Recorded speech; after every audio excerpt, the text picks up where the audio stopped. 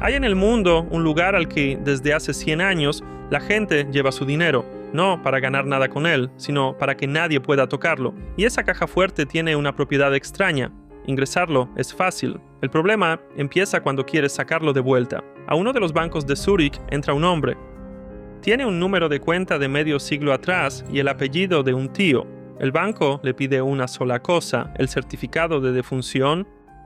Solo que el titular murió en Auschwitz. Y en Auschwitz no se expedían certificados de defunción. Hablemos hoy de un país que hizo del dinero ajeno escondido su mayor producto. Y todo empezó con una maleta de cuero que acabó en una comisaría de París. Para los bancos suizos aquello fue más peligroso que un atraco. Y unos años después el país entero reescribió su ley, una ley que sigue vigente hoy. París, octubre de 1932. Dos suizos están sentados a la mesa con clientes franceses. Trabajan para el Basler Handelsbank, uno de los 5 bancos más grandes de Suiza. Hablan de un dinero que debe seguir siendo completamente invisible. Y todo el trabajo de estos dos banqueros consiste en que nadie de fuera llegue a saber de quién es ese dinero ni dónde se encuentra. Y entonces entra la policía francesa. Detiene a los dos suizos allí mismo, en la mesa, con todos los papeles extendidos encima. No tienen tiempo de esconderlos ni de quemarlos. Los sacan a la calle y se los llevan a una prisión de París. Sobre la mesa queda una única maleta de cuero, y la policía se la lleva también. La abren en la comisaría y dentro no hay dinero. Lo que hay es una lista. Más de 1000 apellidos. Son ciudadanos franceses que guardaban toda su fortuna en Suiza precisamente para no pagar impuestos por ella en su propio país. Los policías empiezan a leer esos nombres uno detrás de otro, y pronto queda clarísimo que no se trata en absoluto de fortunas anónimas. En la lista hay 3 senadores, generales, obispos, exministros y además grandes dueños de fábricas, entre ellos la familia Peugeot y la familia Coty, propietaria entonces de uno de los diarios más sonados de París. El valor de los activos ocultos que calcularán las autoridades francesas supera los 1.000 millones de francos. Al final, más de 1000 personas serán imputadas. En una sola maleta hay ahora un inventario completo de quién, dentro de la élite francesa, escondía dinero fuera. Pasan unos días y el caso llega al Parlamento francés. Allí se pronuncia la expresión fraude fiscale, fraude fiscal. La sala se calienta, pero la ira de los diputados no va hacia donde cabría esperar. Nadie golpea aquí a Suiza ni al banco que escondió ese dinero. Golpean a los nombres de la lista, en su mayoría gente cercana a la derecha, y un diputado dice abiertamente que esto es sobre todo un asunto interno de la propia Francia. El caso fue tan grande que contribuyó a la caída del gobierno del primer ministro francés Édouard Herriot. En diciembre de 1932, los dos banqueros suizos, Berthoud y Renaud, acabaron los dos en una prisión de París, pero parecería que Suiza salió de aquello sin consecuencias. Y sin embargo, para los bancos suizos aquel fue un momento de verdadero pánico.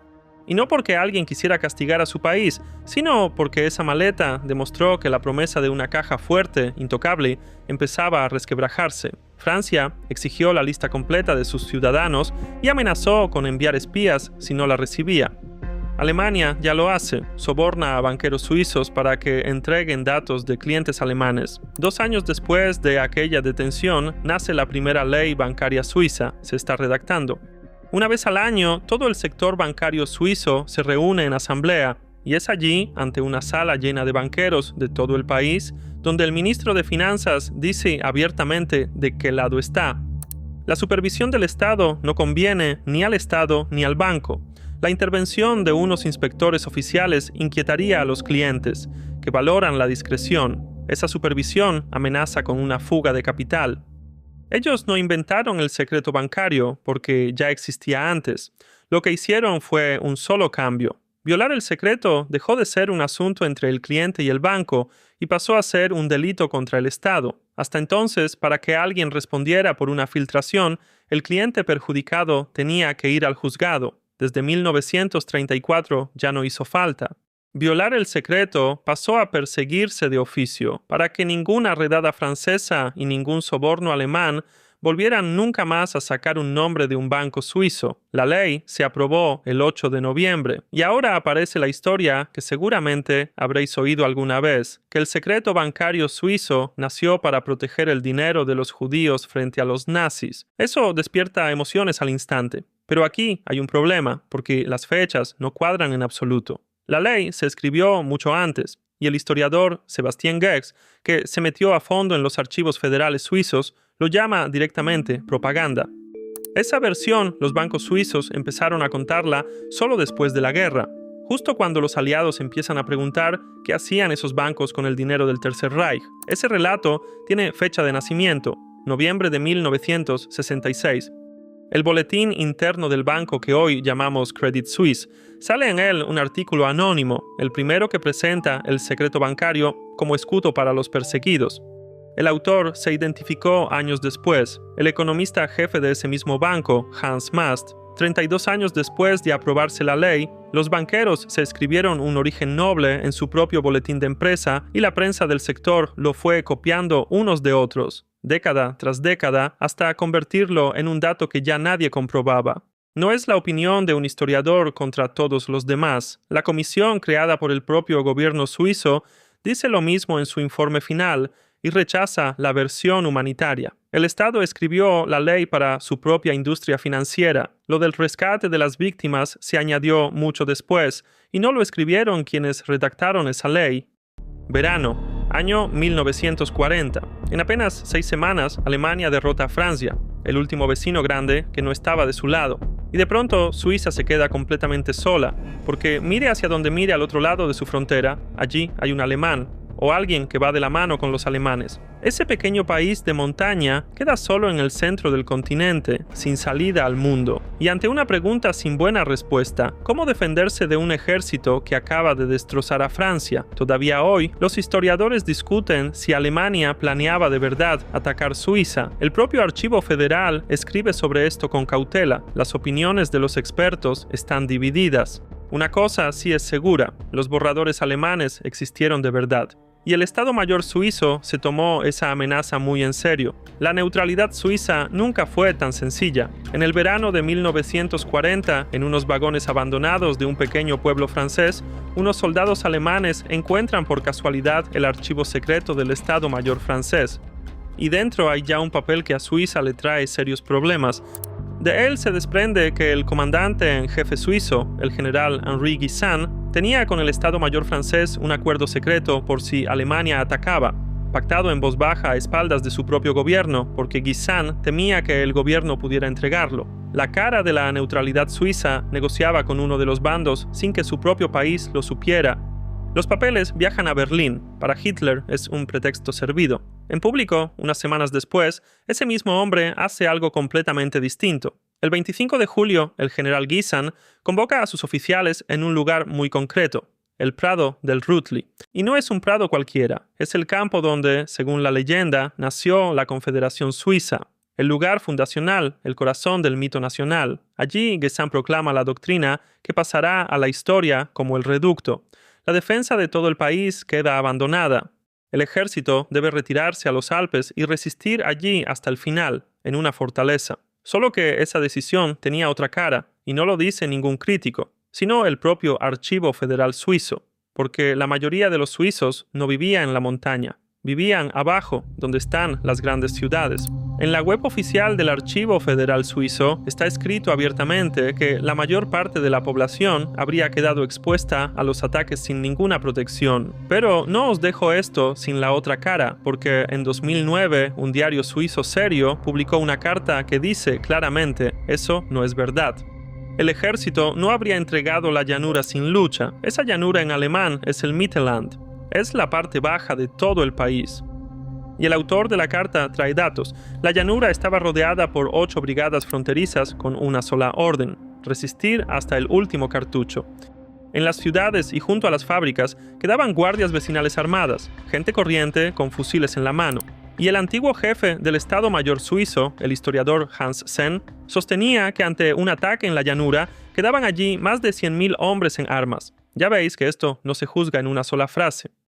Pero hay algo seguro y a la vez extraño. Una doctrina que, en palabras del propio Archivo Federal, habría dejado a la mayor parte del país sin protección, luego se volvió símbolo orgulloso de la resistencia suiza. Ese mismo instinto de fortaleza volvió más tarde, en la Guerra Fría. solo que al revés, porque esta vez el Estado decidió proteger a cada uno de sus habitantes. Suiza construyó muros gruesos de hormigón, puertas blindadas y filtros de aire, y una ley que obliga a tener plaza en un refugio prácticamente para todos. Hoy hay en el país 370.000 refugios. Caben más de 9 millones de personas, más de las que tiene el país entero. Así se ve una decisión de proteger a las personas. En cambio, la decisión de proteger el dinero se tomó en otro sitio, año 1997. De Zaire, que hoy es la República Democrática del Congo, huye el dictador Mobutu Sese Seko, el hombre que gobernó ese país durante 32 años. Se dice que en ese tiempo sacó una fortuna y que una parte de ella está en Suiza.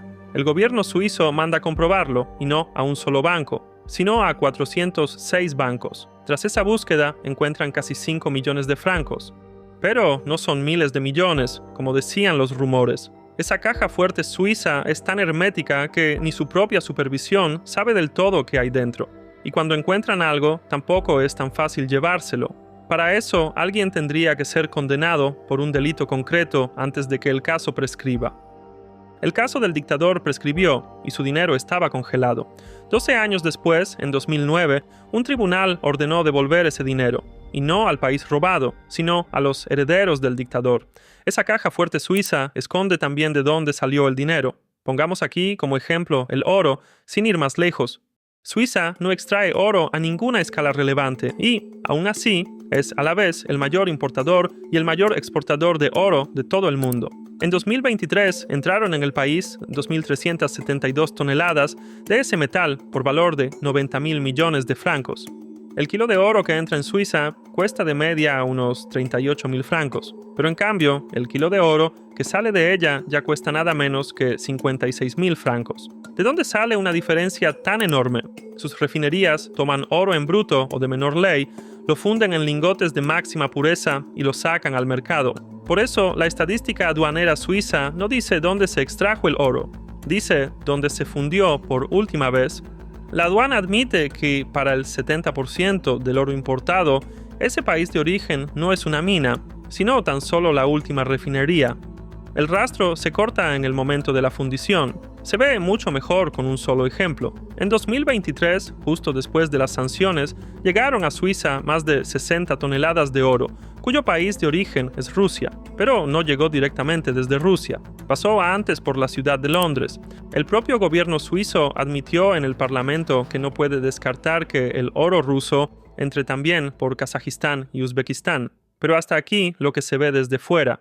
Miremos ahora dentro. Vamos a una cuenta concreta. ¿Recordáis al hombre del principio, ese al que el banco pidió el certificado de defunción de Auschwitz? Vamos a mirar esto ahora más de cerca. La cuenta fiduciaria número 29.915 pertenecía a Stanisław Gutman, de Lodz, una ciudad en el centro de Polonia. La cuenta fue abierta en Zúrich el 20 de agosto de 1930 y el poder lo firmó en Lodz, 3 semanas más tarde, su esposa Lucina. Y el hombre que llegó al banco es precisamente un sobrino de los dos. Él mismo nació en Cracovia en 1928 y ya apenas los recuerda. Lo que sí recordó fue que visitaron a sus padres en Varsovia cuando él tenía apenas 10 años y que su propio padre murió en el gueto de Varsovia 4 años más tarde. Stanisław y Lucina Gutman murieron los dos durante el Holocausto. El banco le pide al sobrino 2 cosas, el número de cuenta y ese certificado oficial de defunción de los titulares, que no existe. No es un caso aislado, porque la misma frase vuelve en 3 resoluciones del tribunal que años después liquidó esas cuentas bajo supervisión de un juzgado estadounidense. En todas, la misma fórmula. El banco ocultaba o daba información falsa sobre la cuenta. ¿Y cómo se veía esto por dentro? En los años 80, en el que hoy es el mayor banco suizo, nace una instrucción interna. Esta es la transcripción literal del documento. La cuenta debe cerrarse cargándole comisiones por distintos servicios hasta que desaparezca cualquier saldo, y esas comisiones deben ir a una cuenta interna del banco con el nombre de herencias. La comisión anota algo importante. Esa instrucción concreta finalmente no se ejecutó. Pero en el mismo documento hay una segunda regla, y esa sí estaba vigente. Pasados 10 años se podía destruir la documentación de la cuenta. Un banco de Zúrich ya lo hacía antes y durante la guerra. La familia Landau, de Lodz, tenía una cuenta en Lausana. Huyendo de los alemanes, cruzaron por Suiza. El banco cerró su cuenta en junio de 1940 y nadie volvió a ver nunca ese dinero. Durante años los bancos repitieron lo mismo, que no se puede determinar de quién son esas cuentas ni cuánto había en ellas, y la escala de esto es la siguiente. Entre 1933 y 1945 existieron en los bancos suizos casi 7 millones de cuentas. De casi 3 millones de ellas no hay ninguna información. Y después, en 1949, Suiza firma un acuerdo con Polonia y de pronto resulta que sí se puede hacer una investigación interna y todo era por dinero. La Polonia comunista se quedaba entonces con fábricas y patrimonios, también de suizos, y Suiza quería una indemnización, así que entregó a Polonia las cuentas de sus ciudadanos desaparecidos durante la guerra. La comisión lo llama directamente transacción política. Y alguien dirá ahora que Suiza sí salvaba judíos. Sí, es verdad, hay que decirlo. En Berna, el enviado polaco Aleksander Ładoś y su gente falsificaban pasaportes de Paraguay, Honduras, Haití y Perú para arrancar a la gente de los transportes. Solo que aquello fue una operación polaca en suelo suizo, no la política del Estado suizo. Y ese mismo aparato que durante años dijo que la lista no se podía elaborar, la entregó en un año cuando le convino. Y así tenemos lado a lado dos listas de nombres. En la lista de Ładoś aparecen 3.262 personas, y allí un apellido escrito sobre el papel salvaba una vida. En la otra lista, la suiza, un apellido era dinero que acababa de perder a su dueño. Año 1997. Turno de noche en el edificio de UBS en Zúrich, el mayor banco de Suiza. Un guardia de seguridad externo pasa junto a la sala de la trituradora. Ve lo que va a parar dentro, son libros bancarios antiguos. Se los lleva la noche del 8 al 9 de enero. Dijo después que lo hizo porque había visto la lista de Schindler. En los libros había cuentas del Banco Central alemán y actas de edificios berlineses quitados a sus dueños. El banco los declaraba como suyos. UBS decía que esos papeles eran anteriores a la época nazi y nada tenían que ver con las cuentas de las víctimas. 4 meses después, el 6 de mayo, ese guardia, Christoph Meili, se sienta ante un comité bancario en Washington. Está allí sentado con su mujer y con sus hijos. Cuenta lo que encontró y ante los senadores dice así: en Suiza hay fuerzas que harán cualquier cosa. Destruirán documentos, controlarán investigaciones policiales, ocultarán pruebas y mentirán en público. Después vuelve a su casa, a Suiza, y allí le espera la fiscalía. Allí no tienen ningún problema con que el banco destruyera documentos. En cambio, Meili escucha un cargo: violación del secreto bancario. ¿Recordáis aquel cambio de la ley? Esto ya es un delito contra el Estado perseguido de oficio. Y llegan las amenazas. People's beginning to ask me, you're a spy and you work for Mossad, the Jewish people pay for you. And I become more and more desperate letters. I become letters that people will kill my kids. And I can pay with the money that I become for Jewish people, can pay the kidnapping things that I become back my kids. A finales de año, Christoph Meili empaca a su familia y ya se va a Estados Unidos de forma permanente.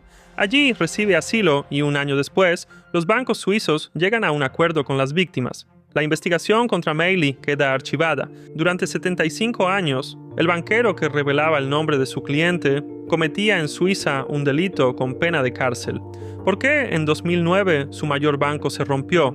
La respuesta está en el comunicado de la Fiscalía Americana. UBS acepta declararse culpable de un cargo que dice así: conspiración para defraudar al Estado, obstaculizando a la agencia tributaria. Ese mismo día, el juzgado hace público el escrito de acusación que estaba bajo llave. El banco se compromete a pagar $780 millones y a dejar de atender a estadounidenses con cuentas ocultas. El acuerdo llega en Florida. Hablamos de 14.000 clientes y de miles de millones de dólares ocultados durante una década. En medio de todo esto hay una sola frase. La Fiscalía escribe abiertamente que es un paso sin precedentes. UBS entrega a los estadounidenses la identidad de sus clientes por orden del supervisor financiero suizo, no de un tribunal americano ni por presión diplomática. El secreto que su propio Estado custodiaba bajo amenaza de cárcel desde 1934 lo mandó revelar una autoridad suiza. La institución que debía protegerlo dio de pronto la orden de romperlo. Y detrás de todo esto hay un solo hombre, Bradley Birkenfeld. No era ningún observador externo, era banquero de UBS, uno de los que viajaban por todo el mundo entero, convenciendo a clientes ricos: guardad el dinero con nosotros, nadie se enterará de esto jamás. El propio Birkenfeld admitió en 2008 ante un tribunal americano que ayudó a un promotor inmobiliario a esconder $200 millones en cuentas de Suiza y Liechtenstein. Un año antes acudió a los investigadores estadounidenses con pruebas de cómo su banco atendía a clientes de Estados Unidos. Dice que primero se lo contó a sus jefes y que nadie quiso escucharle, y acusa a la fiscalía de proteger durante años a defraudadores influyentes. Por desmontar el secreto bancario suizo, recibe dos cosas al mismo tiempo: los históricos $104 millones del programa estadounidense para denunciantes y 30 meses de cárcel por culpa de su propio cliente. En su primera entrevista ante una cámara suiza, dice tranquilamente: no se trata de Suiza, sino de abusos en la cúpula del banco. Añade que ya está ayudando a los investigadores franceses, porque UBS hace exactamente lo mismo en Francia, y al final dice que algún día le gustaría volver a Suiza. Espero que la gente entienda que hice lo correcto y que al final ayudó a Suiza. En su versión de los hechos, él no atacó al país. Simplemente sacó del banco a la gente que metió a ese país en el mayor conflicto con Estados Unidos en décadas. 2 meses después de la caída del secreto bancario, en el aeropuerto de Zúrich aterriza Christoph Meili. Ese guardia que 12 años antes sacó los libros de la trituradora está ahora divorciado.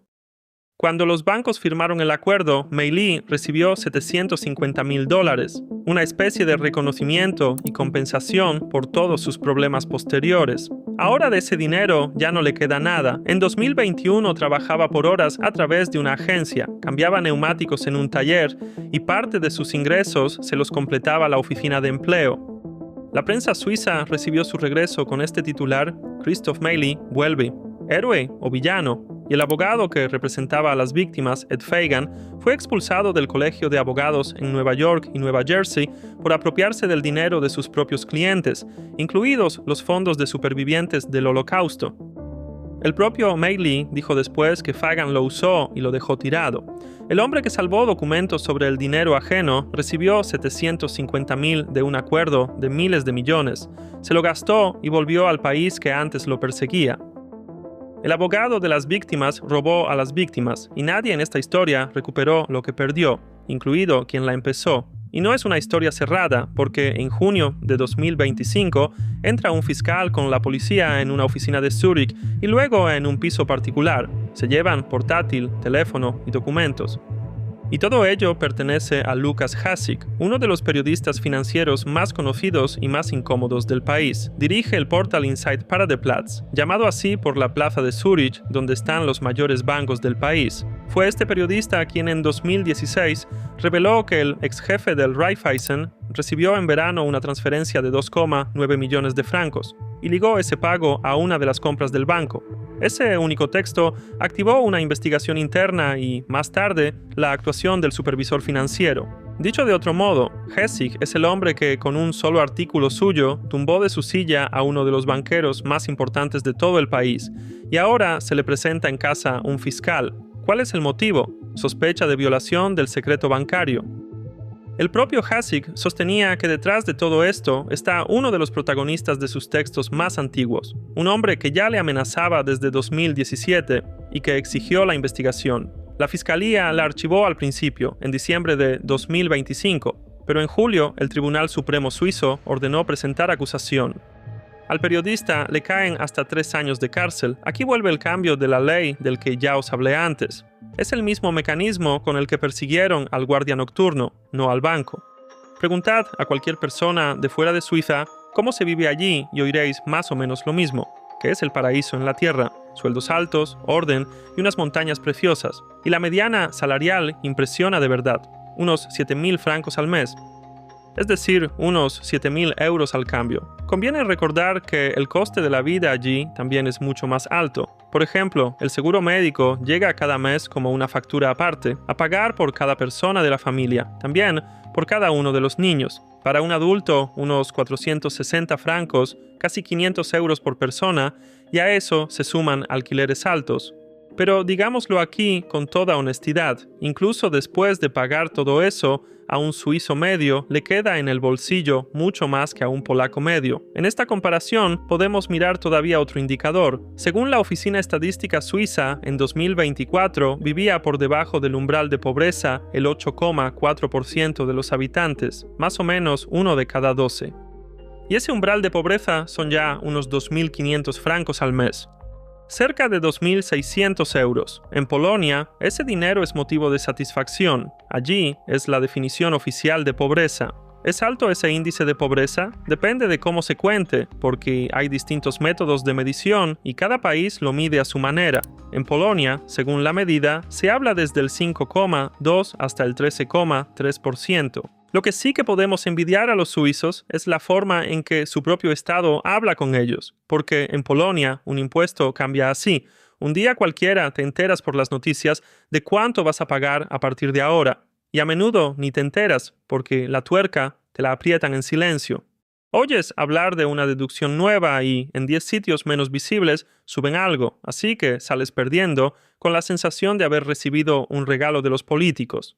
Yo ya hablé de esto antes y me estrellé contra un muro, porque mucha gente en los comentarios cree sinceramente que el Estado les da algo. Contra esa convicción yo no voy a ganar, y es triste, pero lo entiendo, porque una máquina de propaganda no se construye con nuestro dinero para que unos youtuberos puedan llegar a amenazarla.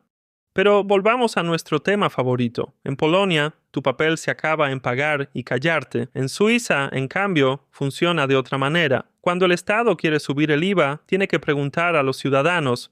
Literalmente, hay referéndum y vota el país entero si acepta pagar más. Hace años, el gobierno quiso subir el IVA medio punto para salvar su sistema de pensiones, y los ciudadanos dijeron que sí, porque les pareció que tenía sentido, pero fue su decisión, no un simple comunicado. Votan así varias veces al año, desde impuestos hasta la construcción de túneles. Y si reúnes 50.000 firmas, puedes mandar cualquier ley recién aprobada a votación de la nación entera. Y para terminar, algo que nos suena a broma, pero está escrito en su Constitución.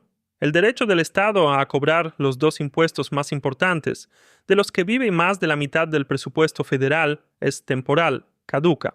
Cada cierto tiempo, los ciudadanos deciden en referéndum si le renuevan al Estado la licencia para cobrar impuestos. La última vez lo decidieron en 2018. Sí, la renovamos, pero solo hasta 2035. Y luego tendrá que preguntar otra vez. Allí no es el ciudadano quien le da explicaciones al fisco. Es el fisco el que cada generación pide permiso a los ciudadanos.